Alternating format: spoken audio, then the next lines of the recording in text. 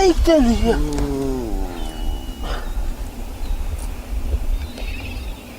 De.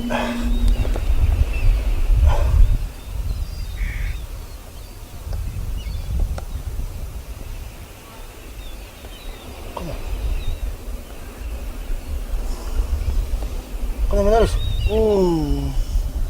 Ne? Almaz buldun yeminle. Pasó. Dikkat et o yeminle. Bu aman. He? Köyünde olmaz mı tane? Doktor. Köy mü? Ana. Bu mu?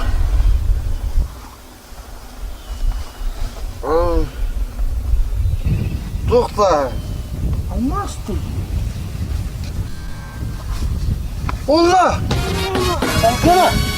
Ne bileyim ya. Bakatım onu. Ne? Öçük katı olur. Tamam. Sakla bunu da. Oğlum. Ama küçük değil mi? Almaz mı? Yok yok. Sakala var sana. Sakala var. Bu mu? Hadi gidelim.